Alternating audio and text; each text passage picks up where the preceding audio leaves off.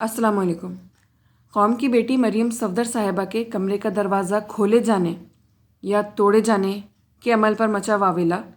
और उसमें शामिल पुलिस का किरदार, जो कि अब कौमी सानहे का रूप इख्तियार कर चुका है,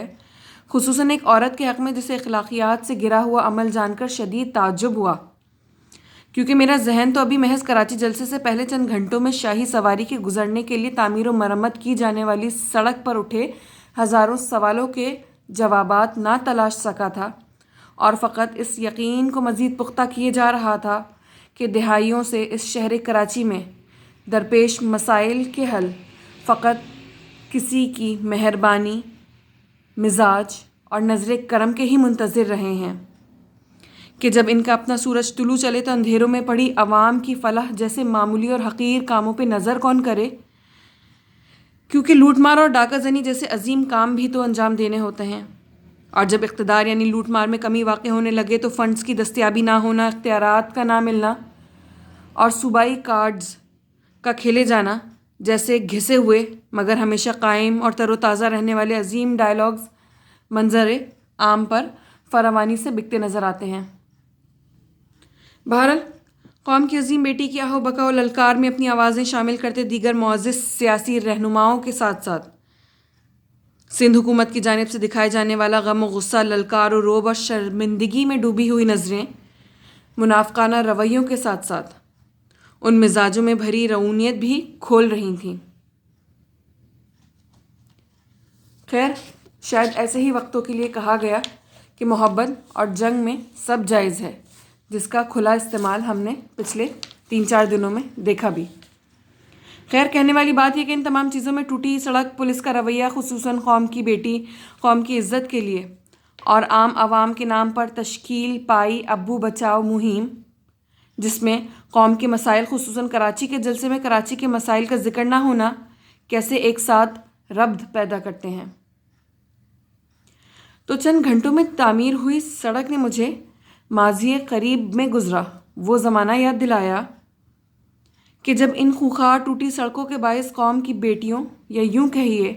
कि कौम में शामिल चंद भेड़ बकरियों की जानें सड़कों में पड़े गड्ढों की वजह से बसों से गिरकर हुई थी, और यूनिवर्सिटी रोड से गुज़रने वाले लाखों अफराद इस बात को अब भी याद रखते होंगे कि कैसे यूनिवर्सिटी रोड साल भर या उससे भी ज़्यादा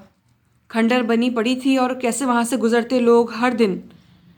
ज़हनी अज़ियत और कोफ्त का शिकार रहा करते थे। खैर, हाल तो अब भी कुछ बुरा नहीं, और साथ हुकूमत सिंध को हम जैसे चंद भेड़ बकरियों के गुज़र जाने या ज़हनी कोफ्त में मुब्तला हो जाने से क्या फ़र्क। और रही बात सड़कों पर कभी दौड़ती तो कभी रेंगती बसों में ठुसे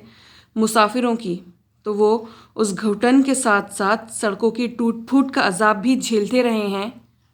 कि स्मूथ और प्लेन रोड्स के चोंचले भी शायद अमीरी से ही मुंसलिक हैं। अब बात आई पुलिस के किरदार की, तो मुझे याद आया कि यूनिवर्सिटी में एडमिशन की लास्ट डेट थी और ग्रेजुएशन की मार्कशीट मिसप्लेस होने की वजह से एफआईआर की कॉपी साथ सबमिट कराना बड़ा ज़रूरी था। तो फ़कत मार्कशीट की एफआईआर कराने का सफ़र जो थाना मुबीना टाउन से शुरू हुआ था, वो सोहराब गोट थाना समेत 4 मुख्तलिफ थानों और वहाँ बैठे थानेदारों की मुग़ल्लिज़ात और धिक्कार के साथ कुछ रुपयों के एवज़